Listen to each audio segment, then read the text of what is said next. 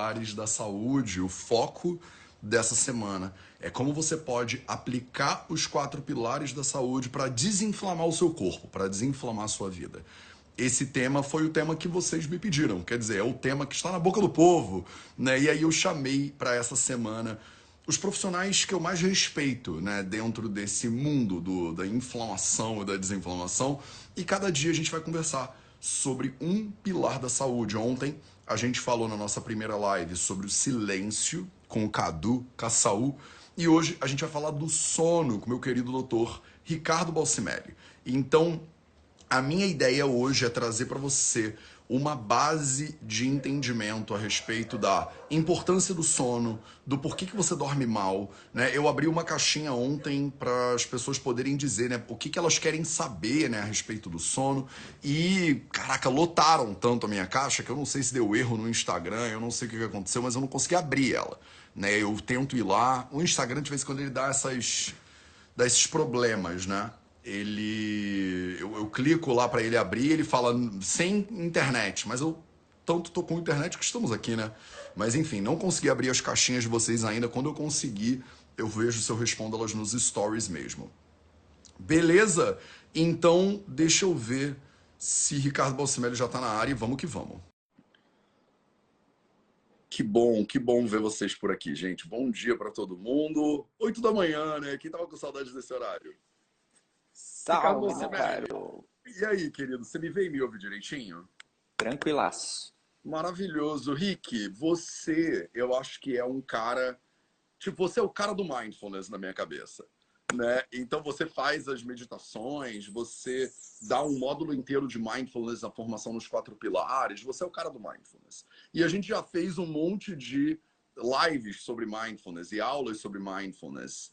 E aí hoje eu pensei, né, para essa semana eu pensei assim, o Ricardo não é o cara do mindfulness. O Ricardo é o cara de um monte de coisas diferentes. O Ricardo é o cara da medicina tradicional tibetana. O Ricardo é o cara dos psicodélicos. O Ricardo é o cara... Quer dizer, você tem tantas coisas que você aborda bem, que você ensina e que eu acho que podem ser de benefício para as pessoas, que hoje eu estou tirando você dessa caixinha do mindfulness. Então, primeiro se apresenta um pouco, fala para as pessoas quem você é e não faz a lista de todas as pós-graduações, porque senão a gente tem hora hoje. Beleza. Mas comenta um pouquinho, né, sobre a tua base, da tua formação, porque você é um médico não convencional. Que palavra que a gente usa de maneira educada? Tipo, você foi estudar na Índia, você estudou, sabe? Tipo, você é um cara que está sempre buscando coisas diferentes e hoje eu quero pegar esse caminhão de conhecimento que você tem acumulado para a gente conversar um pouquinho sobre o sono. Então começa se apresentando para a galera. Beleza. Valeu pelo convite, Matheus. E vou começar falando, pessoal, que eu fui deslocado do Pilar do Silêncio aqui para o sono, porque isso é uma live bullying. Uma live bullying, porque o Matheus sabe que eu sou um insone em tratamento, melhorando bastante, mas Sim. ele sabe da minha caminhada dentro do Pilar do Sono, de 2 anos aqui, de muito estudo e muitas tentativas. Então, acho Ninguém que... melhor para falar disso do que você. Então, assim, você vê que a insônia altera neurotransmissores. É uma coisa, assim, na teoria incrível. Sente na pele aqui, ó, a insônia. Aí você começar no dia seguinte ter dor de cabeça, você fala, nossa, você fala, por restrição de sono é assim? E ficar com brain fog, a mente fica meio turva, e você fala, cara, isso aqui que são os efeitos inflamatórios cerebrais secundários, restrição de sono? Então, pessoal, cá estou para falar de teoria, prática e vivência do pilar do sono. Eu fiz faculdade de medicina convencional, mas já durante a faculdade não me agradava muito uma visão muito restrita do ser humano. Eu sempre entendi o ser humano como um bichão muito mais complexo. E aí eu fui estudar medicina tradicional chinesa, fiz um estágio, fiz a residência em medicina chinesa, fui fazer um estágio de medicina tibetana lá em Dharamsala, no hospital do Dalai Lama. Fui estudar a medicina preventiva, a medicina de comunidade lá em Cuba, em Havana. Aí fiz o curso de formação de terapeuta de Ayurveda, fiz ortomolecular, fiz instrutor de mindfulness e hoje estudo a formação em psicoterapia assistida com psicodélicos. Bem resumidão. Pô, esse resumo ficou bom, cara. Normalmente, Entendeu? quando eu leio a tua bio, eu fico, porque aí, não sei o que lá, e aí, não sei o que. Ô, Rick, eu amo isso porque eu não ia falar, mas você falou sobre essa tua experiência pessoal, né? E eu acho que isso enriquece muito. Mas eu queria começar um pouco do lugar de teoria, do tipo assim, você pode falar um pouquinho, que eu nunca te perguntei essas coisas, na real. Eu aproveitei, hoje eu vou lavar minhas mãos aqui. É, existe uma perspectiva para insônia ou para problemas de sono na medicina tibetana, tipo, e como é que isso se relaciona com a medicina chinesa? Tipo, fala um pouquinho. Eu acho que a tibetana eu tenho muita curiosidade para conhecer mais, se você puder falar, tipo, quais são os doshas da medicina tibetana? São o negócio dos pontos de acupuntura ou tem uns deuses muito loucos? Que é na medicina tibetana que explica essas coisas? Então, Matheus, a medicina tibetana ela é uma mistura da medicina chinesa com a Ayurveda. Ela até geograficamente está no meio dos dois e a população no Tibete é muito interessante porque eles têm essa qualidade de absorver conhecimentos, né? Acho que aqui, numa visão muito ocidental, tem essa coisa de quando tem uma conquista, você submeter a sua cultura sobre a cultura da outra. Não, os tibetanos, eles adoram receber cultura e eles sincretizam muito, né? Então, eu vejo que tem alguma qualidade até muito semelhante com a questão do Brasil, né? De sincretizar coisas. E a medicina tibetana, em base, é muito semelhante com a Ayurveda. Eles fazem, né, algumas correlações, é possível fazer correlações muito próximas, por exemplo, Vata, né, dentro do Ayurveda é o Lung, dentro da medicina tibetana, o Pitta no Ayurveda é o Tipa na tibetana, e o Kapha no Ayurveda é o Bekhan na medicina tibetana. Então isso é muito semelhante, né? Até a questão dos alimentos, sabores, são poucas coisas que divergem, né, até mesmo dentro do Ayurveda, às vezes os autores divergem, então alguma coisinha ou outra a medicina tibetana também faz essa divergência, e eles misturam com a medicina chinesa porque eles usam bastante os pontos de acupuntura, né? Eles têm todo esse estudo, e o que tem de diferente também é essa mistura. Então eles pegam os procedimentos do Ayurveda, as massagens, os óleos, então eles fazem uma parte da chinesa, uma parte do Ayurveda e vão misturando, né? E da parte de divindades, né? A medicina tibetana tem um Buda da medicina. Então, o que é interessante dentro do Tibete, se for ver o budismo, ele começou, né, na Índia, como assim, Siddhartha Gautama. Tem um cara que foi um grande mestre, só que o budismo chegou no Tibete e encontrou uma religião muito complexa, né, com várias divindades. E aí eles receberam, falaram: ah, Buda, essas coisas iluminadas são Budas, então a gente tem um monte de Buda. Então eles fizeram esse sincretismo, e dentro da medicina da medicina tibetana, então tem um Buda da medicina, que ele é da cor azul escura, que é semelhante ao céu, porque o céu ele compreende e vê tudo, né, lá de cima. E um dos pontos muito interessantes dentro da medicina tibetana, um dos pilares ali que eles falam muito, é que toda doença surge da ignorância. Então, acho que é muito interessante, até com o seu trabalho, com o trabalho do Vida Veda, que é levar informação. Porque a gente adoece, né, porque a gente ignora necessidades do corpo, a gente ignora sinais do corpo, a gente aprende, né, na escola um monte de coisa de álgebra, geometria, um monte de coisa, e ninguém ensina pra gente o que é diferenciar fome de vontade de comer. Educação física, põe a criançada para chutar bola, bater bola, e ninguém fala: olha, seu corpo funciona assim, face, a postura. Então, hoje eu me questiono muito sobre essa questão de educação e como isso tem, né, como a gente não tem esse contato durante a nossa formação. E realmente a medicina tibetana fala: a gente só adoece por conta de ignorância. Que interessante isso. E quando o assunto é sono e essas medicinas comparadas, como é o esquema, Rick? Por exemplo, a chinesa tem uma maneira. Vocês têm essas 12 coisas, né? É o baço pâncreas, é o triplo aquecedor. Tipo, na chinesa tem alguma coisa que eles botam. Porque pra gente, né, no Ayurveda, é muito claro, né, que tem 3 distúrbios de sono, um para cada dosha, né?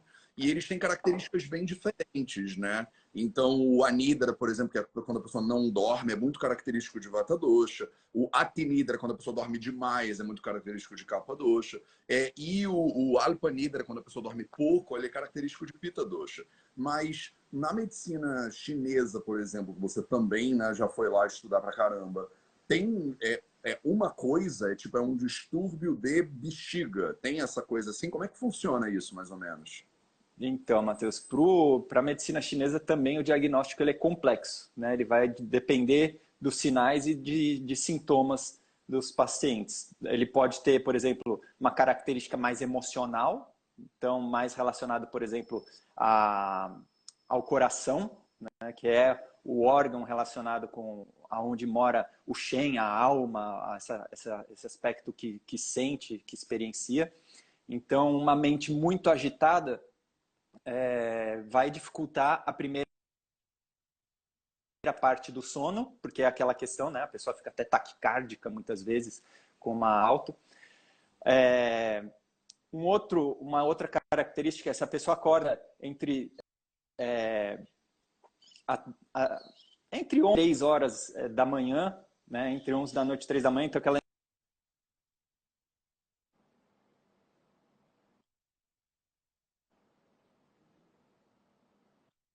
pode ter relação com estagnação de energia do fígado, porque tem relação com o horário do fígado, que para o Ayurveda também tem essa Tá qualidade travado do, de do Pitta. levinho, assim, para você, para Mas está mim. me ouvindo. Tô te ouvindo, mas de vez em quando ele dá uma engasgadinha. Parece que você tá na ilha de volta. Tá. Não, isso que eu estou em São Paulo.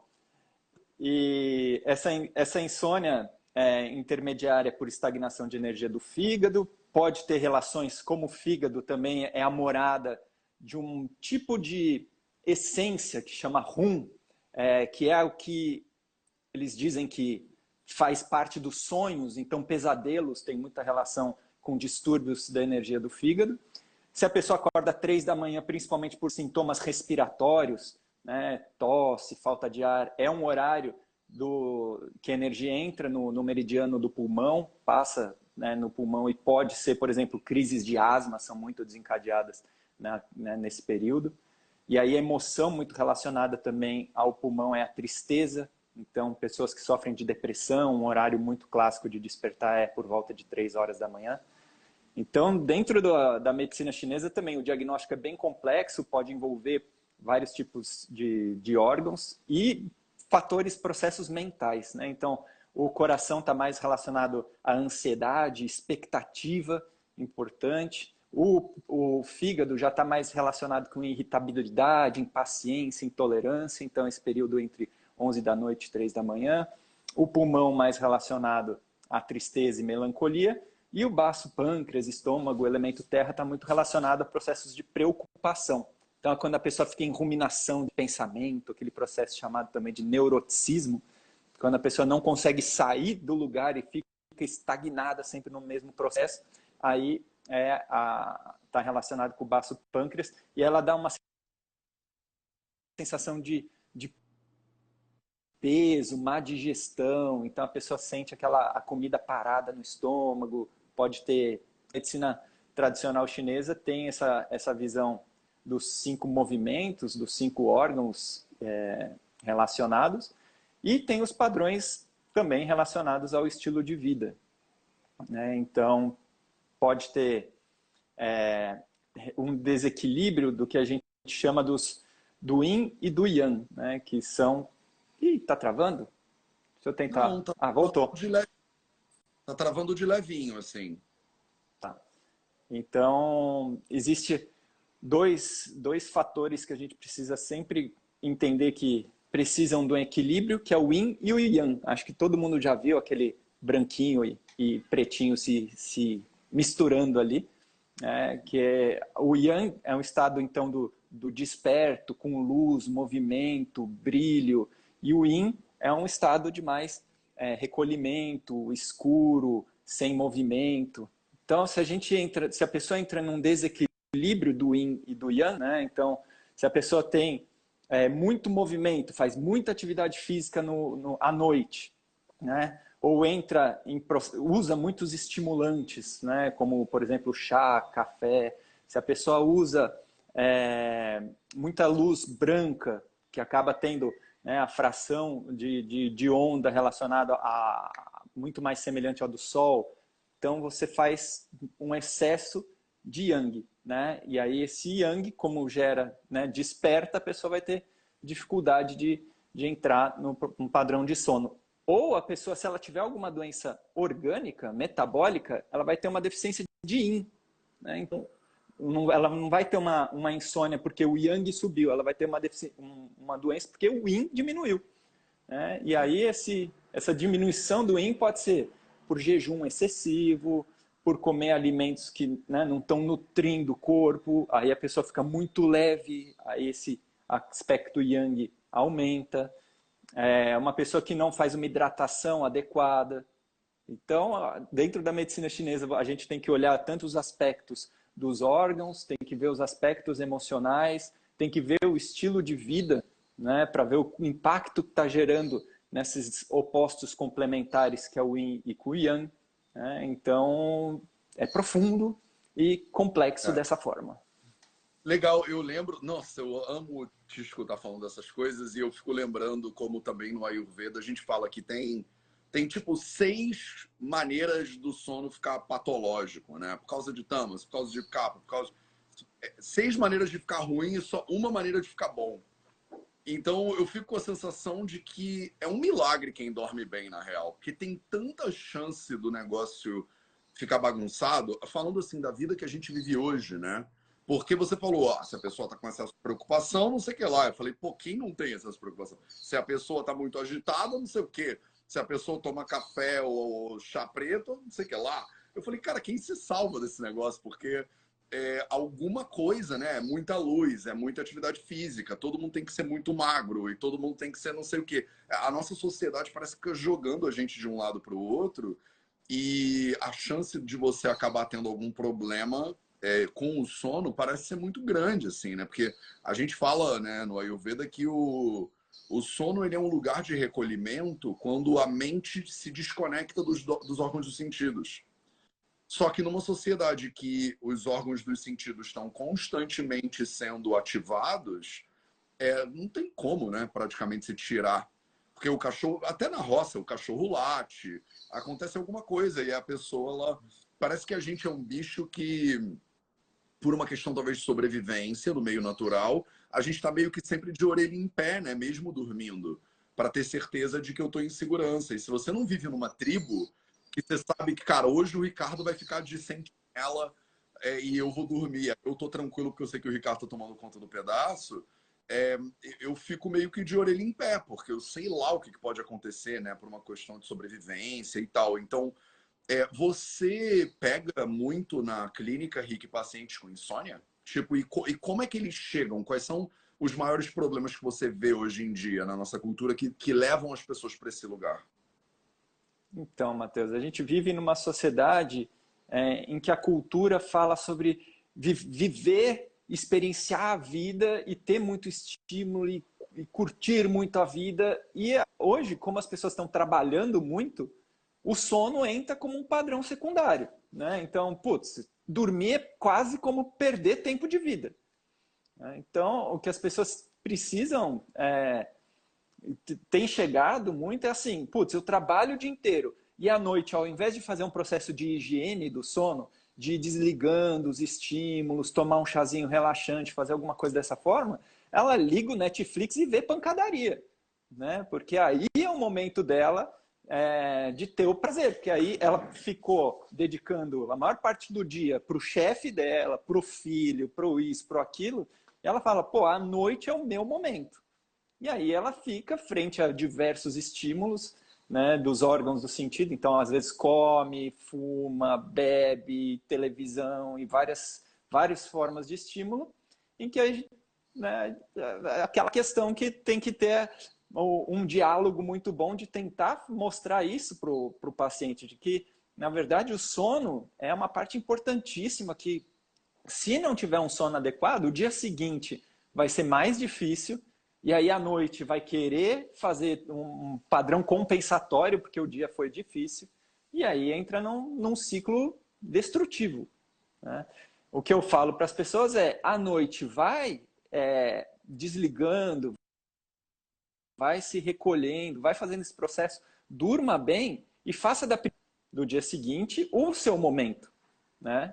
Porque a parte da manhã, geralmente está todo mundo ainda desligado e não tem tantas exigências, e aí nesse processo você pode fazer um processo de autocuidado, se dedicar a coisas que vão te dar, né, esse prazer. E melhorar em um segundo momento, tentar mostrar, né, essa busca por um prazer mais sustentável relacionado à saúde. Então, acho que é um processo. Eu falo sobre isso também muito, né, com as pessoas, do tipo, olha, dorme cedo, acorda e vê Netflix, né? Porque dá no mesmo, mas faz diferença fisicamente, né? Só que assim, ninguém que acorda cedo quer acordar cedo e sentar na frente da televisão e mandar um Netflix, né? Quase não faz sentido como rotina matinal para as pessoas, do tipo, ah, não, se eu acordei cedo, eu vou fazer alguma coisa, vou malhar, vou sair, né, vou ler vou estudar, sei lá, né?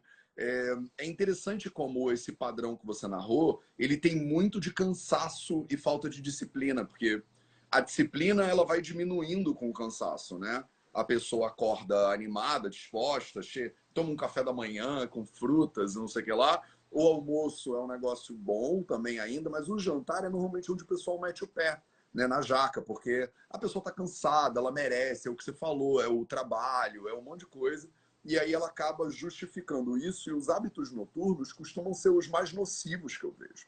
Mas aí você falou uma coisa de hábitos, né? Que a gente fala muito também, né, no Ayurveda, de alimentação e estilo de vida. Mas aí eu queria ouvir um pouco do Ricardo, tipo, ortomolecular, assim.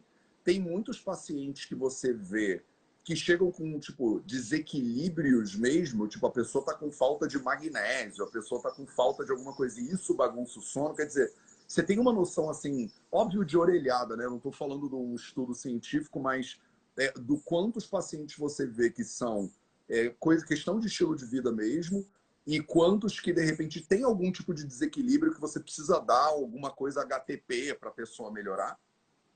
Então, Matheus, eu vejo muito esses distúrbios de micronutrientes relacionados com a capacidade digestiva do paciente. Se o paciente não tem uma boa capacidade digestiva, você percebe que os tecidos não estão muito bem nutridos, aí é interessante entrar, né, com um tratamento ali para capacidade digestiva. Hoje a medicina moderna tem dado muito valor a essa questão do eixo intestino-cérebro, o quanto o trato digestivo precisa estar num estado saudável e equilibrado para produzir adequadamente os neurotransmissores no cérebro e transformar em melatonina para a pessoa conseguir dormir adequadamente. Então, por vezes, eu ajudo através de suplementação. Primeiro, né, essa investigação da alimentação, se a pessoa não consome, por exemplo, verduras verdes escuras, acabou, não vai ter magnésio. E magnésio é importantíssimo dentro do processo metabólico cerebral para ativar receptores de GABA, né, no cérebro, que ele é o relaxante ali. Né, até comparado com uma medicação que o pessoal conhece, né, o Rivotril ajuda a dormir. O magnésio ele vai agir no mesmo receptor ali do Rivotril, então ele é importante para o relaxamento. Só que no magnésio é um mineral que ele é encontrado, ele faz parte da clorofila. Então se a pessoa não come folha verde escura, né, ela vive de arroz, feijão e bife, vai faltar. Então precisa eu faço essa investigação dentro do processo da alimentação e, se necessário, faça a suplementação, né? Magnésio é um dos minerais importantes. Se a pessoa tem uma qualidade mais depressiva, né? Qualidade ansiosa, tem essa insônia do início, que muitas vezes, então, pode ter uma deficiência de serotonina, o 5-HTP, né? O 5-hidroxitriptofano, ele é um dos principais precursores para a serotonina.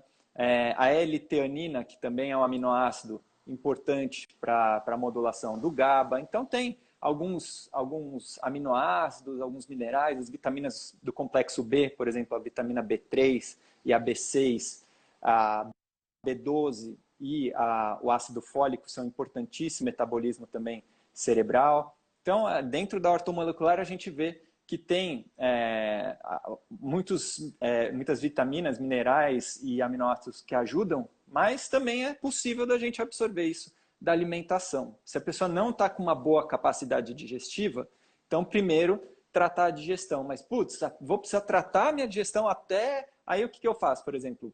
Comprimido sublingual, né? Então, dá um comprimido sublingual, a pessoa absorve esse aminoácido, vai ter um sono melhor, vai melhorar, né, a digestão, porque está dormindo melhor, está fazendo atividade física, ela vai entrando num ciclo virtuoso, mas a gente entra muitas vezes com tratamentos mais sintomáticos para que a gente consiga reverter esses quadros para o paciente melhorando cada vez mais, né? Então, a gente faz um tratamento bem sistêmico, né? Então, se tem um distúrbio no digestivo, no sono, um vai acabar piorando o outro. A pessoa que dorme mal, já tem estudos mostrando que aumenta o risco de compulsão alimentar. Então, putz, a pessoa já dorme mal, tem dificuldade de comer bem, ainda vai ficar mais compulsiva. Então, dentro desse processo, a gente tem que melhorar tudo. Tem que dar orientação alimentar, suplemento para a parte de alimentação, né, para a parte digestiva, mas entrar com suplementação, tratamento para o processo emocional, associando com toda a parte de estilo de vida, né? Então, a questão, por exemplo, de práticas de relaxamento ou práticas de meditação, que vão ajudar na questão emocional. Já tem estudos mostrando que também essas práticas contemplativas ajudam no trato digestivo. Então, quanto mais a pessoa vai investindo no autocuidado, associado com uma suplementação individualizada e não uma suplementação só para suprimir sintoma, né? Vai ser aquela suplementação que muitas vezes vai dar aquele empurrãozinho para o paciente atingir aquele estado. A gente vai tirando a suplementação no segundo ponto. Então, a ortomolecular, por exemplo, faz terapia injetável também. Putz, o trato digestivo do paciente é muito ruim, né? E aí o emocional é muito ruim. Não, faz via endovenosa. É interessante que o pessoal raiz do Ayurveda muitas vezes chega para mim e fala: não, como assim terapia endovenosa? Eu falo: duvido que o Charak não ia usar se ele tivesse aqui, ó. O cara ia ser o maior dos alquimistas, ia estudar as vitaminas, ia estudar as coisas todas. Fala, cara, se o paciente está precisando, se o trato digestivo está muito ruim e dentro de um tratamento, né, tradicional vai demorar ali meses para o paciente melhorar, por que não fazer um sorinho ali que... Lógico, o soro não pode virar aquele negócio semanal. Vou tomar soro toda semana e acabou meus problemas. Não, é dar consciência junto. Essa é a questão fundamental, né? É a pessoa estar com uma dor de cabeça incapacitante, a gente entrar com um analgésico vai dar uma base para ela poder respirar e pensar claramente, para então ajustar a causa do problema. Muitas vezes não adianta você só fazer, né? A gente chama de Nidana Parivardhana, né? Não adianta só você tirar a causa do problema se o problema está incapacitando a pessoa de raciocinar. Ou ela está ficando ignorante, né, para a própria realidade, porque ela não está conseguindo, né, fazer nada. Então, eu concordo 100% contigo. Eu acho que medicina, e por isso que eu defendo muito essa ideia da integrativa, né?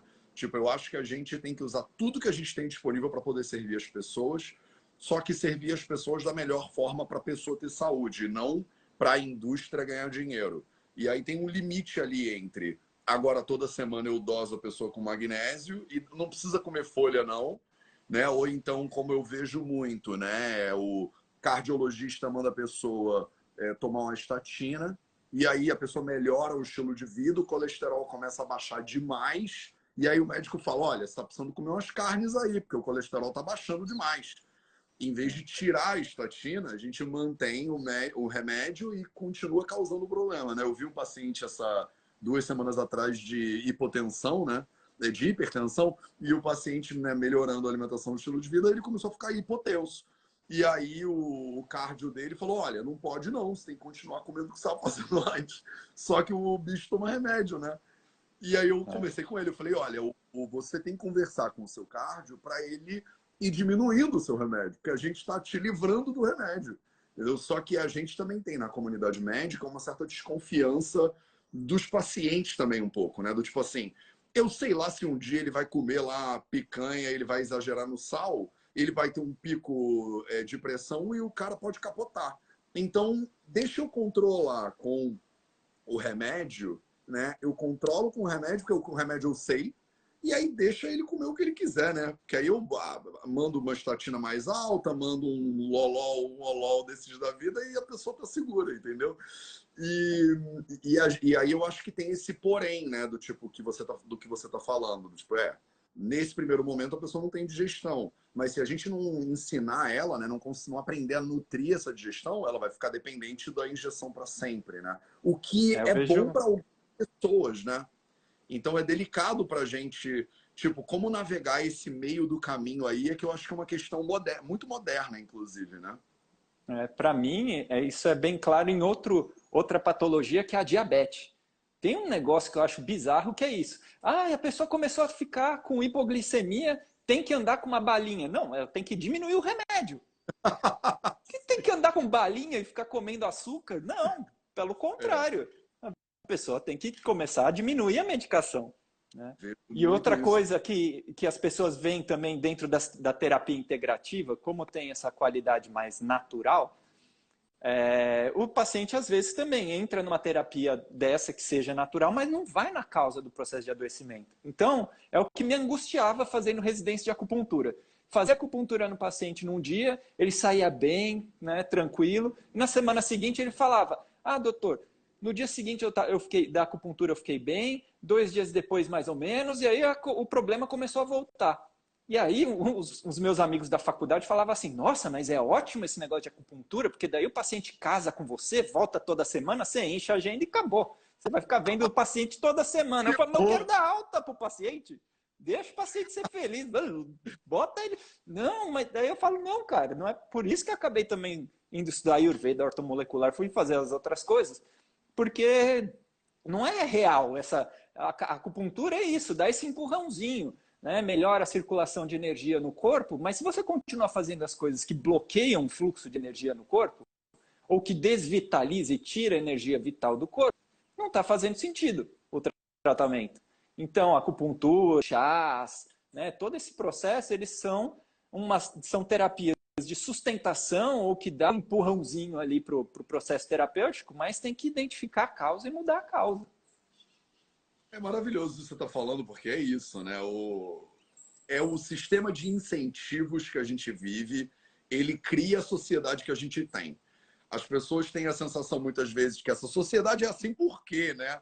Né? Que é absurdo do jeito que as coisas são. As coisas são por causa do sistema de incentivos que a gente tem, que a gente coloca. Um profissional de saúde, ele tem boleto para pagar.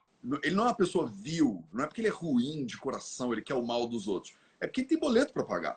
E ele é mal pago. Aí ele ganha R$ 20 numa consulta da operadora do plano de saúde. Aí ele, pô, ele tendo, né, pacientes, não é por maldade, é porque ele tem boleto para pagar, meu filho. Então, uma sociedade que não dá condição para os profissionais de saúde trabalharem direito, bem, terem segurança, estabilidade, o próprio profissional de saúde ele começa a pensar como é que ele vai complementar a renda dele, então, assim, eu faço acupuntura, depois de uma semana a pessoa já está ruim de novo, ela volta, eu faço mais acupuntura. Qual é o incentivo que eu tenho do meu paciente levar alta? Nenhum, porque se ele levar alta, eu fico pobre. Então, a sociedade, ela coloca os incentivos no lugar que fazem com que a gente tenha uma sociedade que é totalmente doente. E a responsabilidade disso em grande parte, de cima, né, dos organizadores dessa sociedade doente. Então, por que que o governo ele tem ele deixa as pessoas adoecerem, né? Porque alguém está ganhando com esse troço. Eu sempre falo para as pessoas, quem é que ganha quando você adoece? Sabe? E aí você vê um médico como você que está preocupado em dar alta para o paciente e com certeza vão ter outras pessoas da classe médica que vão falar, você tá louco, Ricardo? Se você der alta, você vai ter que depois adquirir mais um cliente, né, e tal. Então, aproveita esse cara do dia que ele veio e atocha tudo que você tiver em cima dele, entendeu? Eu tenho uma máquina aqui que faz não sei o que lá, eu tenho outra máquina que faz não sei o que lá. Vamos fazer a parada toda logo, porque eu tenho contas para pagar. E eu não acho que o profissional de saúde está errado, é que ele está dentro de um sistema de incentivos que está errado. sabe? E aí é óbvio que tá todo mundo doente e tá todo mundo insone, né? Eu gosto muito, Rick, dessa perspectiva bem complementar do que você está falando, né? Porque às vezes a pessoa tem que parar de ver Netflix antes de dormir, mas às vezes é magnésio também o problema, né? E aí a pessoa não sabe o que está acontecendo, e aí eu falo, cara, para de ver Netflix. Aí ela para de ver Netflix e continua travada, né, de noite antes de dormir. Mas é porque ela tomou café de manhã e ela digere super devagar a cafeína, e a cafeína fica ali grudada nos receptores de adenosina, e a pessoa não consegue ter a sensação mesmo de que ela está, né, cansada ou com sono profundo. Então, é um nível de complexidade esse assunto do sono que eu acho que passa por cima da maioria das pessoas, e ainda mais numa sociedade, como você comentou no início de tudo, que quer trabalhar enquanto eles dormem, né? Que dormir, eu durmo quando eu morrer, né? O sono é um desperdício, né? Que é coisa de gente preguiçosa. Então, que a gente realmente olha e fala, cara, 1/3 da minha vida eu vou ficar dormindo? Que isso? Isso é um desperdício de tempo. Eu não vou gastar, né? Gastar 1/3 da minha vida dormindo. E aí você dá um apoio, por exemplo, com a ashwagandha, que seja lá o 5-HTP ou o que for, e a pessoa ela pensa, melhorei, então 5-HTP para sempre, ou ashwagandha na veia. Mas aí eu não mudo nada. Então, como é que você navega e não se desespera, ou se desespera, porque às vezes eu me desespero, às vezes eu quero abraçar o meu travesseiro e falar, gente, como é que eu continuo o meu trabalho, né? Porque assim, se eu ajudar a pessoa, eu tô ajudando ela a dizer, então não preciso mudar nada. E aí ela continua. E se ela se ferrar o suficiente, talvez ela venha na dor e fale, tá bom, eu mudo qualquer coisa, né? Como é que você navega isso como clínico, Rick? E como é que você navega isso na sua própria vida? Porque você, como eu também, a gente também tem boleto para pagar, a gente também tem preocupações, a gente também fica acordado até tarde porque tem que estudar não sei o quê, porque tem que fazer o plantão, porque tem que.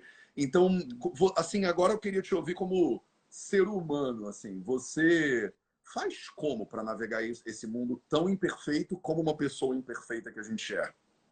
Então, Matheus, eu tento muito me conectar com as culturas que eu acho que fazem sentido. Então, por exemplo, se for olhar nas culturas orientais, eles contam que o sono não é um desperdício, eles falam que é uma outra vida. Olha que loucura, né? E aí você vai estudar Jung, Freud. Então, os caras davam um maior valor para o sono, né? Pro sono. E isso é algo extremamente recente, né? Tipo, Freud tem, sei lá, nem 100 anos.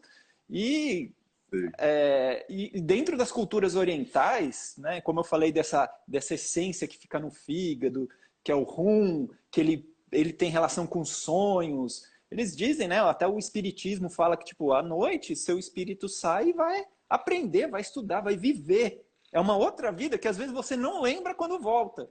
Mas, putz, cara, se a gente for olhar a história, tem um livro do Siddhartha que chama O Oráculo dos Sonhos, né? Que, não, um livrão que fala que diversas coisas na história se iniciaram por conta de sonhos. Então, um rei sonhou que ele precisava atacar tal lugar, ou que, né, determinadas coisas que a gente fala, cara, hoje quem sonha? E antigamente era assim, ou um presságio dos deuses, ou um aspecto da sua alma.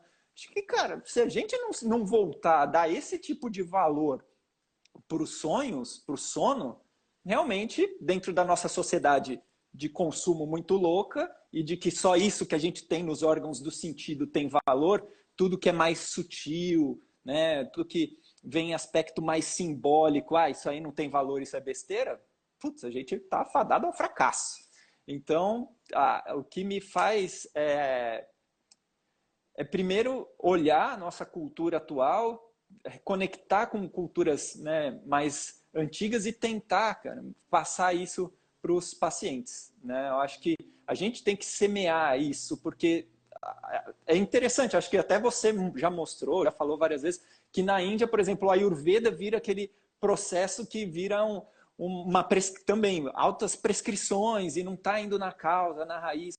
Eu acho que o problema é isso, a nossa cultura mesmo, que tem trazido só supressão de sintoma, né, de questões que vão só na superfície e não vai de forma mais profunda, né? O que eu faço sempre para os meus pacientes é um convite para que ele entre em contato com o corpo, com a percepção, né, dos sentidos, da mente, da alma, da digestão. Sim, tem esse veículo e você precisa mergulhar nele, né, para entender com profundidade como se dirigir através desses processos. Eu vejo que a gente, né, tem crescido muito essa questão do propósito. As pessoas falam, não, porque eu preciso entender o propósito da minha vida para ter, né, um dharma, um caminho a seguir. Mas fala, cara, antes de ir para fora, vai para dentro. Primeiro entenda o seu corpo, entenda a sua mente. Né? Então, sei lá, você comprou um notebook, uma televisão nova, você pega um manual um mínimo ali, você dá uma passada de olho para entender mais ou menos como o negócio funciona. E a gente nasceu, veio com esse corpo, na aula de biologia, estuda os sistemas, tudo separadinho, bem de forma muito superficial. Então, assim, antes de querer ir para fora né, tentar achar o seu caminho, o seu propósito de vida, o seu caminho, cara, dá uma mergulhada aí dentro antes, para ver como que essa máquina funciona e entenda a correlação incrível que tem entre um corpo funcionando bem, como uma mente funciona bem junto, e como assim a sua vida vai ser, né, feliz se você tiver esses aspectos, né, da pele para dentro equilibrados. Né? Então, acho que esses pontos são muito interessantes de serem trabalhados e é isso, reafirmar a importância do sono, né? De tirar do sono desse padrão cultural de perda de tempo. Na verdade, é uma porta de autoconhecimento, de espiritualidade, de coisas que geralmente enriquecem muito a vida da pessoa e não perda de tempo. Total, total, maravilhoso. Eu quero deixar também, tem um livro de um sujeito que chama Matthew Walker, que chama Por que Dormimos? Eu acho que fala um bocado sobre sono de umas perspectivas até modernas, assim, que eu acho que são bem interessantes e é uma leitura tranquila para as pessoas. Então eu estava olhando para trás para ver se eu achava ele aqui na prateleira, mas não consegui meter o olho nele de cara. E aí, Rick, eu queria terminar com você comentando um pouquinho sobre o negócio dos psicodélicos, porque eu acho que isso é um assunto que está muito na tua ponta da língua agora, né? Que você está meio que se aprofundando. E depois de ter feito isso tudo, depois de ter ido estudar em Cuba, no Tibete, na Dharamsala, não sei mais onde, Ayurveda, em chinês e tal, por que você resolveu agora fazer pós em psicodélico? Tipo assim, o que é promissor nisso e por que as pessoas deveriam estar prestando atenção? E não sei, tem alguma aplicação para sono, já que é o assunto da nossa live, nisso tudo? Então, Matheus, eu fui para os psicodélicos porque, cara, meus pacientes continuam existindo pessoas doentes, mesmo com acupuntura, ayurveda, chinesa, meditação, mindfulness, e até, né, nos meus processos de insônia. E aí, o que eu achei interessante dentro dos psicodélicos, que, primeiro, eles sempre fizeram parte dessas culturas mais antigas. Sim. Então, assim, tudo bem, você pega os textos clássicos da medicina chinesa, muitas vezes não tem. Mas você vai conversar com um taoísta raiz ali, o cara fala que os taoístas usavam. Dentro do Ayurveda, tudo bem, você não vê muita coisa. Mas se você for conversar com os caras lá em Varanasi, que fica todos de cinzas, né? E aí falar com um professor de yoga que fala que isso aqui é uma ilusão e que tem uma realidade. Como que muitas vezes eles acessavam esses outros estados, além de práticas respiratórias, eles usavam muitas vezes substâncias que levavam para esse estado de consciência extraordinário, né? E o que eu acho muito interessante é que, correlacionando aí com a questão do sono, grande parte das vezes as experiências com psicodélicos trazem experiências oníricas. Então, é como se ele quebrasse mesmo a barreira do superego ali, que não deixa a gente acessar processos do subconsciente, e aí você vai ter acesso a questões muito profundas do consciente, consciente, né? E aí, se você está assistido com um psicoterapeuta que tem esse tipo de formação, a psicoterapia assistida com psicodélico vai ter uma potência terapêutica muito grande. Tanto que nos Estados Unidos, os trabalhos científicos, isso é uma outra coisa da nossa cultura, né? Então, existe né, uma demonização dessas substâncias, né, principalmente na época da Guerra do Vietnã, porque as pessoas queriam paz e amor, então proíbe essas substâncias e vamos para a guerra, né? E essas substâncias, elas vão então fazer esse processo desse trabalho profundo, onírico, através de, e muitas vezes ativando experiências místicas também. Então, vai até além do processo de corpo-mente, as pessoas conseguem desenvolver esses processos de espiritualidade, e não relacionado a nenhuma instituição, né? O que muitas vezes hoje se prega uma questão de fé. Não, você precisa acreditar. Não, peraí, mas como que eu vou acreditar num negócio que eu não estou vendo? E essas substâncias, muitas vezes, então, são relacionadas suas experiências com experiências místicas, que eu até fiz um post outro dia lá no Instagram, que é Ayurveda e psicodélicos. Por quê? O Charaka, ele faz relações do que é moksha, né, da experiência de uma unidade como um todo, e isso é o que a ciência hoje tem comprovado que é uma experiência mística. Essa experiência de que essa separação entre eu, você, as plantas, os animais é ilusória. Existe algo que conecta tudo isso, você tem uma experiência direta com isso. Por ter uma experiência direta e não só, tudo tá ligado, tá bom, tudo tá ligado. Quando você tem uma experiência disso, gera um impacto emocional muito grande e isso fica realmente marcado. Então, você consegue levar, realmente, até no meu ponto de vista, um processo terapêutico, tanto psíquico quanto espiritual, para diversas pessoas. Nos Estados Unidos, né, dentro dessa cultura, essas substâncias são usadas para doenças em que nada consegue tratar, né? Então, por exemplo, o MDMA é para pacientes com transtorno de estresse pós-traumático, veteranos de guerra. Isso os caras estão há 30, 40 anos vendo bomba explodindo do lado deles, né, com processos, né, de mal-estar emocional e doenças mentais, assim, que nenhum remédio, nenhuma psicoterapia faz o tratamento, e a pessoa tem faz 3 experiências com essa substância e trata. Né? E aí, a mesma coisa com o cogumelo em depressão refratária, cogumelo em pacientes que são com doenças, estão com medo da morte, tem uma angústia, experiência. E aí entra outra questão novamente da cultura e indústria farmacêutica, de que essas substâncias muitas vezes são usadas 1, 2 vezes, 3 no máximo. E isso vai ser complicado, tanto para a parte de pessoas que tomam remédio todo dia por 40 anos, se você tirar essa medicação, alguém vai sair perdendo muito. Ou outra coisa que é o que o pessoal, por exemplo, está fazendo de microdosagem, né? Vou tomar dosinhas baixas, uma vez a cada 2, 3 dias. Aí você fala assim, cara, estão ocidentalizando o processo, né? Estão botando a substância para ser tomada, para tirar o sintoma. Não, cara, vai para o mergulho, né? Com todo cuidado, com pessoas experientes ao seu lado para fazer esse trabalho, né? Mas, né, então, o que a gente tem de legalizado no Brasil, por exemplo, que é a ayahuasca,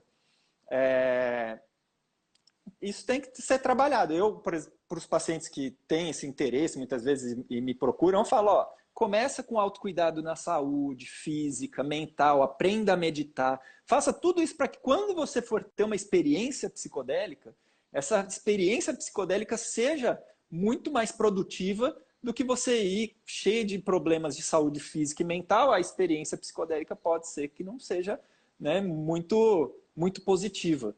Então, dentro do que eu vejo dos psicodélicos, é isso. São substâncias muito promissoras, que também já vêm de milhares de anos de estudos, mas que, para elas terem uma verdadeira eficácia, o corpo tem que estar muito equilibrado, a mente, você tem que entender a sua mente, saber conduzir, saber administrar e gerenciar muito bem o fluxo dos pensamentos, né?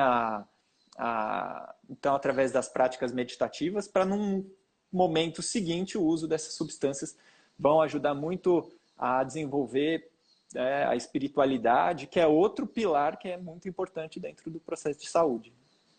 Eu acho que hoje em dia existe uma carência muito grande dessa do que você chama de espiritualidade, né? Que eu acho que não é religiosidade necessariamente, né? A pessoa ir à missa ou sei lá o quê, mas é essa sensação de conexão, né? Porque a gente, uma vez que se sente isolado, e o ser humano é um bicho de sociedade, de comunidade, né?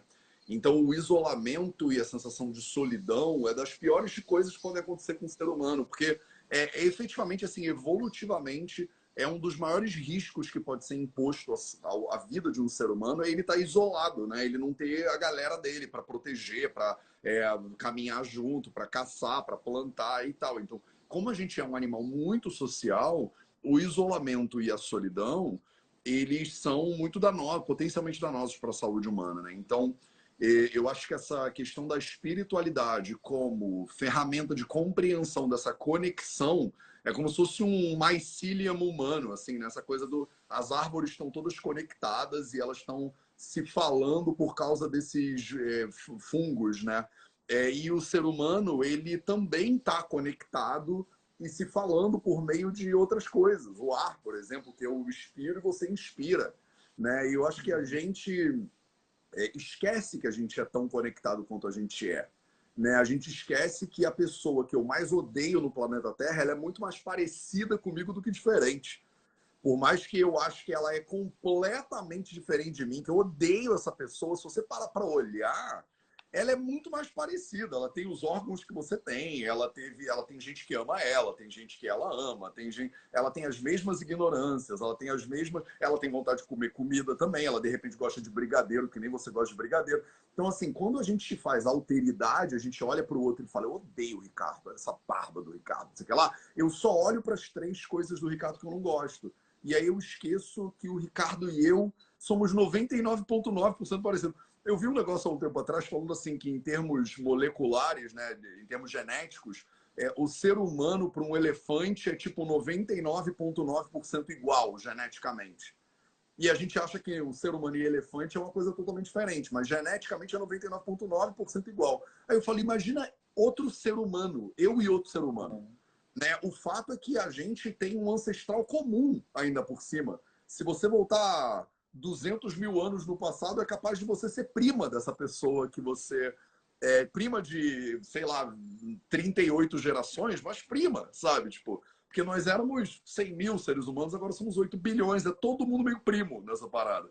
E a gente olha para o outro e vê a alteridade no vizinho, tipo, essa pessoa que faz barulho de noite, até no companheiro, às vezes a pessoa que dorme do teu lado, você fala, esse traste, né, que essa pessoa, não aguento mais essa pessoa, e você dorme do lado da pessoa, entendeu? Então, eu acho que a espiritualidade, isso que você chama, e também o tratamento com psicodélicos, muitas vezes, e outras práticas, né, elas quebram essa ilusão de que eu sou muito diferente. Ou eu sou muito especial, eu brilho no escuro, eu sou o rei do planeta Terra, ou eu sou um lixo, né? Eu sou tão diferente que eu não valho nada, eu não tenho papel no planeta, né? Para os dois lados, que são doenças, os dois são doenças, né? E a pessoa conseguir olhar para os outros e ver o que é o outro, né? Tipo, que é muito você, é mais você do que não você, na real, né? Nessa teia toda.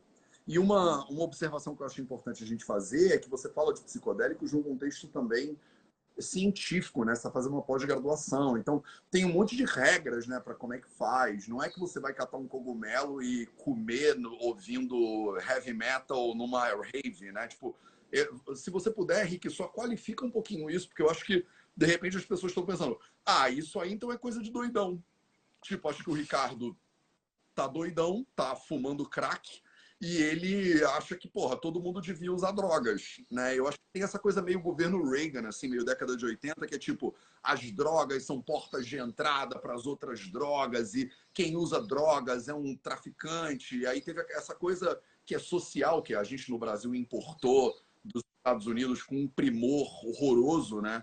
Que é essa demonização também, né? Do consumo de qualquer coisa, sendo que algumas drogas, como o álcool, são ótimas, né? A gente bebe na Copa do Mundo, e tem drogas que não pode, né? Porque o cogumelo, não sei o que lá. Então, fala um pouco só disso para a gente encerrar, porque para as pessoas não ficarem muito perdidas no tipo assim, então eu posso comprar crack aqui e eu estou fazendo terapia assistida com psicodélicos?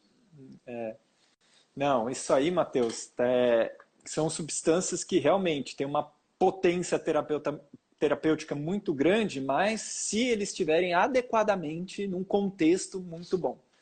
Então, os protocolos geralmente envolvem psicoterapia, né, pelo menos de 1 a 3 psicoterapias antes da sessão psicodélica. Isso é, o paciente e o terapeuta se conectam, o terapeuta entende qual que é a busca desse paciente, qual que é a patologia, todo o histórico pessoal, histórico familiar. Então tem uma consulta mesmo ali, de 1 a 3 consultas, para ver, compreender o estado mental do paciente e buscar compreender como vai ser o melhor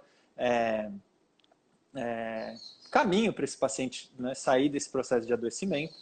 E aí, então, começa a sessão, né, depois de 1 a 3 sessões, tem a sessão psicodélica. A sessão psicodélica, geralmente, o paciente está sozinho, assistido com 2 psicoterapeutas. Isso é um super cuidado. Né? Como geralmente as terapias têm um tempo longo, são de 6 a 7 horas, o paciente é assistido o tempo inteiro. Então, dentro dessas 7 horas, se o terapeuta ele quer ir fazer um xixi, tem outro terapeuta que está lá junto com o paciente. Por quê? Porque como surgem, emergem conteúdos psíquicos, espirituais, o paciente ele vai ter abertura e conexão para poder se expressar com esses 2 terapeutas. E é incrível e profundo. Se a pessoa toma, né, sozinha, ou no ambiente em que, como você falou, pode existir, né, um perigo, aí que vem aquelas famosas bad trips e a pessoa se traumatiza. Se não era traumatizada, ela desenvolve um trauma psíquico. Por quê? Essas substâncias elas têm que estar, né, têm que ser utilizadas em contextos muito específicos, o paciente se sentindo extremamente cuidado, protegido. Dentro da pós, a gente tem 3 aulas só de playlist musical, porque cada tipo de música, em cada momento da experiência, vai trazer evocações emocionais ou sensações de relaxamento, de acordo com o nível de absorção ou dessa substância na corrente sanguínea. Então, é um estudo muito profundo porque isso são substâncias muito potentes, que elas podem levar para um processo terapêutico ou podem levar para um processo traumático. Então, essa história de que, ouvi falar de um cara que tomou cogumelo e não voltou mais. Por que voltou mais? Provavelmente ele tomou ou misturou com um monte de outras coisas, estava num ambiente, né, em que ele se sentiu desprotegido, ele viu, né, ativou alguns processos inconscientes, espirituais, em que ele não deu conta de administrar, metabolizar emocionalmente, mentalmente aquela situação, traumatizou. Né? Mas hoje sabe-se que essas substâncias são muito seguras. Né? Tem trabalhos do Lancet, né, uma das revistas mais conceituadas dentro da medicina, mostrando assim, substâncias, né, de acordo com a periculosidade, tanto para a pessoa quanto para o meio ambiente, quanto para a sociedade. O primeiro, uma substância mais perigosa é o álcool. Bizarro, né? Ou legalizado. Aí vem, tipo, heroína, crack. E antes do álcool era tipo McDonald's, alguma coisa assim, mas entendi, o álcool tá ganhando. Por aí. Aí vai decaindo, e a substância menos perigosa é o cogumelo. Então, assim, nesse meio do caminho, tem até os benzodiazepínicos, tem até a cannabis, que também estão querendo transformar a cannabis, né, numa panaceia, mas não, cannabis também tem suas indicações, são contraindicações. Também não é para tomar para sempre, tem que usar e tirar. E, assim, tá tudo lá, várias medicações, substâncias de abuso, e os cogumelos são a substância menos perigosas se usadas num contexto terapêutico, com profissionais treinados, né, com o que eles chamam de set and setting. Então, o paciente tem que estar bem consciente do processo, tem que estar aberto do processo, ao mesmo tempo que o setting, o ambiente, né, o consultório do médico tem que estar muito bem montado. Isso é, eles obrigam a ter um banheiro dentro da sala, então o consultório, né, porque o paciente vai...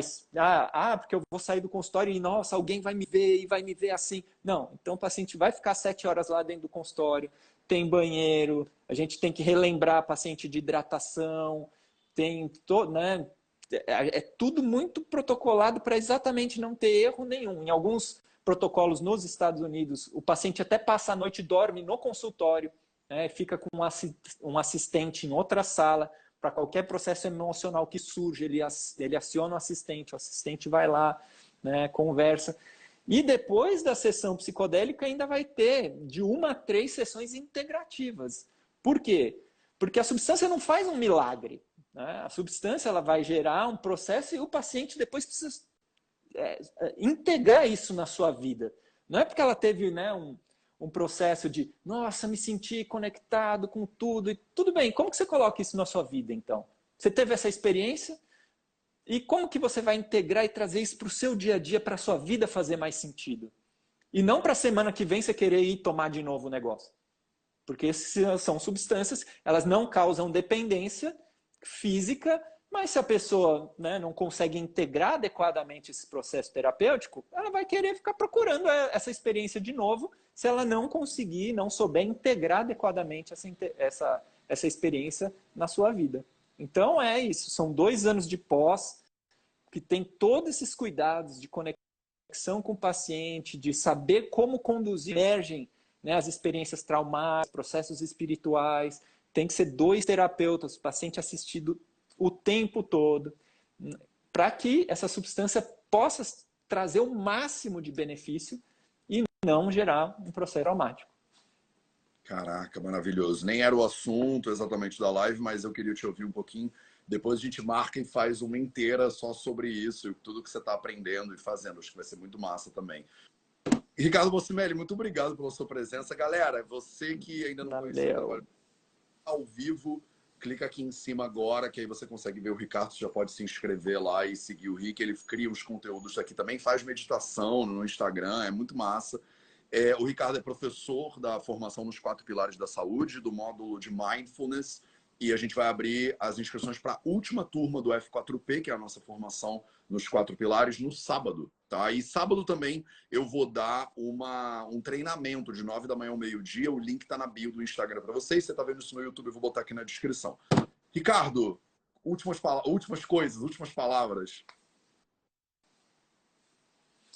Cuide-se, galera.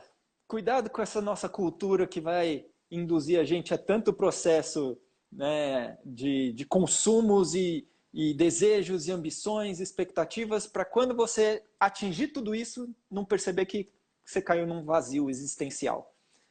Busque conhecer e cuidar do seu corpo, da sua mente, do seu espírito, porque é isso que essas medicinas orientais falam tanto, enfatizam tanto, e a nossa medicina moderna está chegando nesse mesmo conhecimento, nesse mesmo desfecho. Maravilhoso, cara. Obrigado. Não esperava essas últimas palavras, mas acho que arrasou, Rick. Obrigado pela presença. Valeu. Ricardo, pelo carinho, pela parceria de sempre. A gente tem mais facilidade de marcar live do que marcar uma reunião, Ricardo Bossimeli. Puta, tá difícil essa aí. Mas vai sair. Estou há 3 semanas uma reunião com o Ricardo sobre assuntos importantíssimos. A gente não consegue live, a gente marca e faz. Né? Tipo, um beijo para vocês. Disponível no Instagram e no YouTube também do Vida Veda. Obrigado, Rick. Obrigado a todo mundo. E amanhã a gente vai para nossa live 3 dessa semana dos 4 pilares. Obrigado para todo mundo. Um beijo e até a próxima. Tchau, tchau. Valeu, galera.